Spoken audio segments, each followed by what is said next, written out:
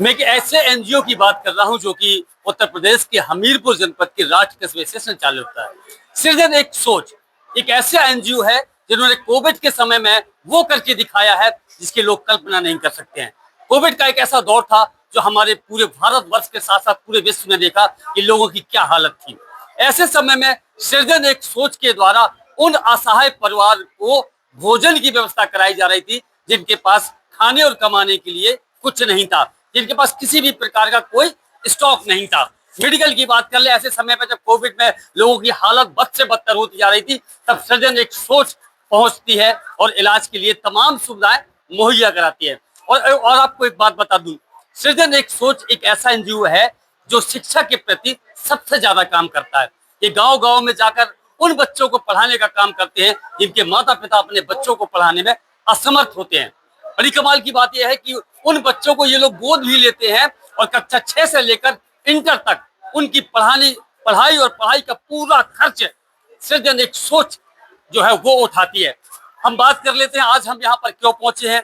सृजन नीर का है उद्घाटन के इनके द्वारा किया गया है और उसका मुख्य उद्देश्य यह है कि इससे जो भी आय होगी, जो भी बचत आएगी, वो बच्चों की पढ़ाई और मेडिकल के लिए लगाया जाएगा। सृजन एक सोच के बारे में जितना हम बताते जाए उतना ही कम है। एक मेडिकल वैन चलाई जाती है जो गांव गांव जाती है और ऐसे लोगों का इलाज करती है जो लोग अस्पताल तक नहीं पहुंच पाते हैं।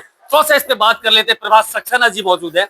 प्रभास सक्सेना से बात कर लेते हैं कि किस तरीके से उन्होंने एक एनजीओ को तैयार किया है और उनका एक मकसद जो है कि शिक्षा को आगे ले जाना, उन बच्चों की पढ़ाई कराना जो जो असहाय हैं, जिनके माता पिता बोझ नहीं उठा पाते पढ़ाई, क्योंकि पढ़ाई में बहुत ज्यादा खर्च होता है।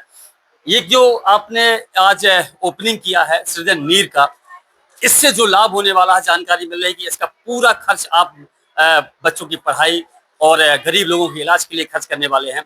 क्या कहेंगे आप? तो इसको स्टार्ट करने के लिए एक वाकया जो है मैं आपसे एक वाकया बताना चाहूंगा कि एक जगह हम गए, हमने कहा हमारे एक बच्चे की पढ़ाई का खर्च करीब 50,000 रुपये आता है, मिल जाएगा क्या? कहते आप हर साल आ जाते हो पैसे मांगने।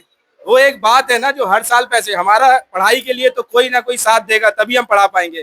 तो मन में आया क्यों ना ऐसा करे कि अपने आप बच्चों की पढ़ाई का पैसा आए। तो हम जो साल में 10 बच्चे जीटीएससी के लेते हैं और जो अभी 47 बच्चे पढ़ रहे हैं, उन बच्चों की कक्षा 12 तक की पढ़ाई मुफ्त है, उसके आगे भी पढ़ाई चलती रहे, इसलिए प्लांट खोला गया है।